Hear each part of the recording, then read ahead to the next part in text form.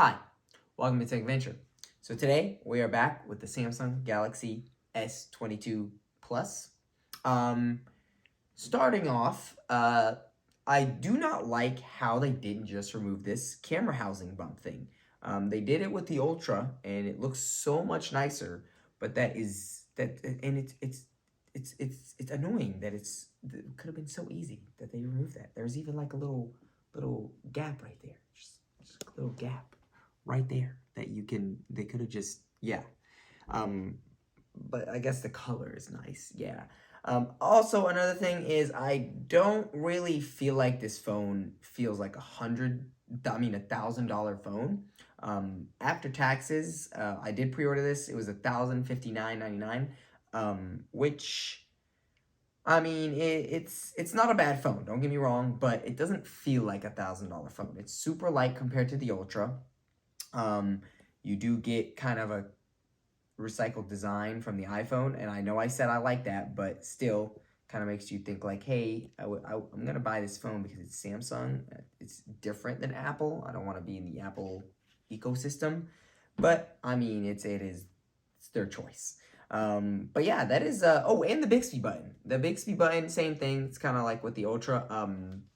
You can turn off the Bixby button, like to where Bixby doesn't activate, but you can't switch it to something else. Like you can't press and hold to where it like does something or stuff like that. But you can change the double click. So double click normally is for the camera. You can change it to like a different app you want to open, things like that, which I guess starts us on the good things. Another thing that's actually really good is how easy it is to grip this, because the Samsung Galaxy has those curves, which is makes them very slippery, but this one is very easy to grip. I do really like that. I also can't complain about the camera. It does only go to 30 zoom, which is why you only get 3 cameras, but it does only go to 30 zoom instead of the 100 like the Ultra. But I can't complain. It's still a very good camera. I do hate one thing is when you do open up the camera and it's dark, it doesn't instantly go into the night mode like the Ultra does. You have to actually hit night mode and let it know, which I guess is a good thing and a bad thing. Bad because you have to take an extra step. Good because then I guess you are telling it what to do. Maybe it's better when you tell it what to do. Sometimes things are better when you tell them what to do, or the settings are correct and everything like that. And also, it's very light. I know I said at the very beginning that a bad thing is it doesn't feel like $1,000 phone, but the lightness does help in making it feel comfortable in the hand, as well as you don't feel it much in your pocket. Now, the camera, I did almost forget to talk about the stability. So I said it was an okay camera, and it's still pretty good. But the stability on this in the Ultra is actually amazing. It's ridiculously amazing, to the point where it kind of seems like the camera's lagging. So like if you're holding it like this and then you move a little bit, it takes a second to move because it's actually stabilizing very well, which is really, really nice. I do also love the screen. So the screen of this and the Ultra is ridiculously amazing. So let me pull up just like a picture of, like, let's say a sunset or something off of Google. There we go. Wow, okay, it's trying to do a time. There we go. Perfect. Images, and then let's hit this one right here. Higher the brightness all the way. If it will let me, there we go. Look at that. I don't know if it will come to you on the camera, or on this video, but it is very, very nice. It shows colors very nicely, as well as the contrast is very nice, which is basically color.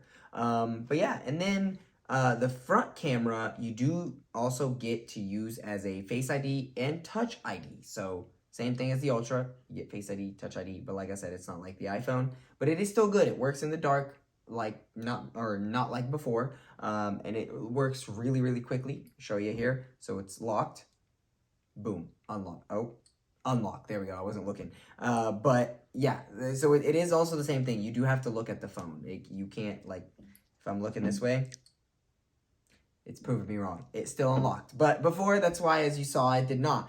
But it is much better. That's all you need to know. It is much better than if you've ever used kind of their Face ID or Android's Face ID, where it just scanned your photo of whatever you set it up as. It got better, way better than that. But you also get Touch ID in the screen, which is really cool. So, I mean, can't complain there.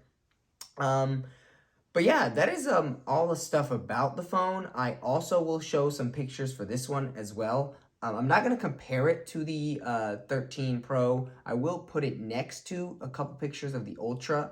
But keep in mind, this is a $1,000 phone. The Pro is 1,100 or more, depending on the gigabytes, as well as the Ultra is 1,000 and plus, depending on the gigabytes. This one is, since this is the 256, that's why it got to 1,060, like I said. But I will be showing you pictures of it just to see, just so you can see if $200 is worth upgrading to the Ultra. So the first picture is going to be the Samsung Galaxy S22 Plus, and then right here is going to be Samsung Galaxy S22 Ultra. Now remember, we're just looking at these, we're not comparing. Again, Samsung Galaxy S22 Plus, and then the Samsung Galaxy S22 Ultra.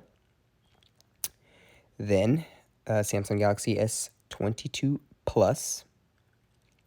And here is the S22 Ultra. And you get the S22 Plus again. And then the S22 Ultra. Now you can see the difference between them and see if it's worth it. Would I recommend it? Maybe. I would recommend it if you are looking for a phone around the $1,000 mark. But I still think you should probably just pay the extra $200 and get the Ultra. That's just in my opinion, because it offers so much more for $200 only. But yeah, thank you guys for watching. You have a great day or night whenever you're watching this.